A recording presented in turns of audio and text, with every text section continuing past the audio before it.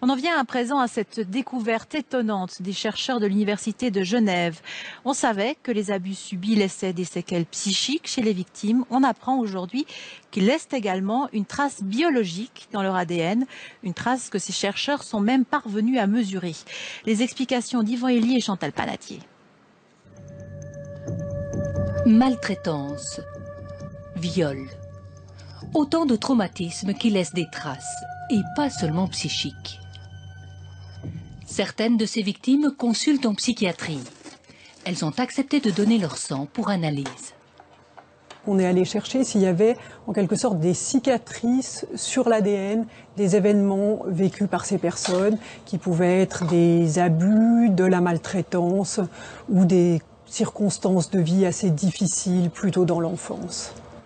Dans l'ADN, les chercheurs isolent un gène, celui qui répond à un stress très fort résultant d'un traumatisme. Un traumatisme que les patients décrivent en répondant à un questionnaire.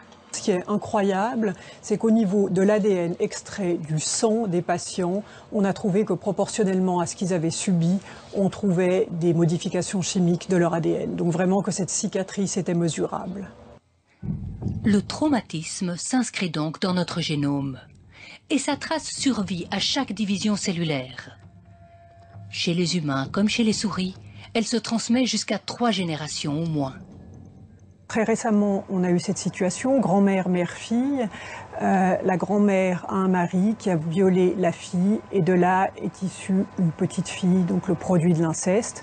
On a fait une analyse de méthylation sur ces 3 générations et on observe que celle qui a la cicatrice la plus grande, c'est bien la petite fille qui est donc le fruit de l'inceste. Le gène de la grand-mère, profondément choquée, est moins marqué que celui de la mère qui a subi le viol. Mais la petite fille, qui n'a jamais été violée, porte la plus grande cicatrice. Mais il y a une bonne nouvelle, cette trace, on peut l'effacer, par les médicaments et les thérapies. Encore une raison, s'il était nécessaire, de soigner les traumatismes, pour les effacer dans notre tête et dans notre ADN. Nora Knauer, bonsoir. Bonsoir. Vous êtes pédopsychiatre. Qu'est-ce que cette découverte change pour la praticienne que vous êtes? Écoutez, cette découverte nous réjouit et confirme nos sentiments déjà existants depuis plus de 50 ans. C'est que l'enfance, surtout la toute petite enfance, est très vulnérable aux aspects traumatiques de son environnement, les aspects traumatiques potentiels. Et mettons déjà les psychanalystes d'enfants, les premiers chercheurs aussi des enfants de la guerre, ont remarqué que plus l'enfant est jeune et a été profondément traumatisé, plus dans son comportement, dans sa vie ultérieure et dans son développement, il peut en garder des traces. Alors des traces identifiables, mais réversibles, on l'a dit. Est-ce que cette guérison, c'est quelque chose que vous constatez, vous, dans la pratique ? Absolument. Plus l'enfant est traité jeune, issu, par exemple, de familles dites à problèmes multiples, si on arrive à les aider, si on arrive à aider les familles, ou à en extraire l'enfant s'il n'est pas possible de faire autrement, là, nous savons que nous sauvons des psychologies, que nous sauvons des vies et que nous pouvons vraiment beaucoup aider à condition d'être rapide, immédiat et de ne pas laisser le traumatisme se perpétuer. On a parlé de situations comme les viols. Qu'en est-il des guerres, par exemple? Est-ce que du côté des victimes civiles comme des soldats, il faut s'attendre à des générations de personnes borderline, comme on dit?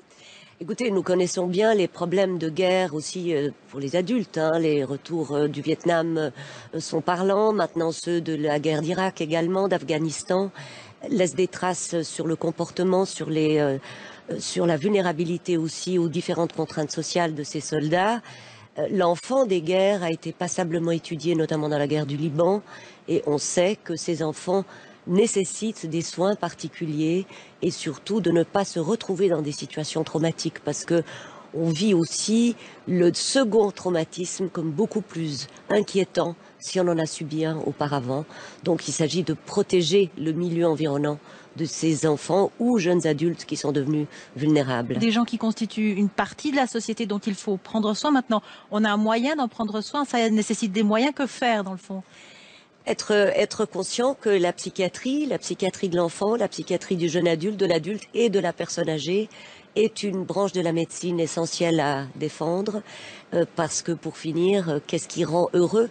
c'est notre psychologie. Qu'est-ce qui nous rend malheureux? C'est également notre psychologie, et que la psychologie est vraiment au centre de l'être humain et même au centre de sa biologie et de son propre corps. Et ça, c'est une découverte quand même très étonnante et très rassurante d'un certain côté. Merci beaucoup, Dora Knauer.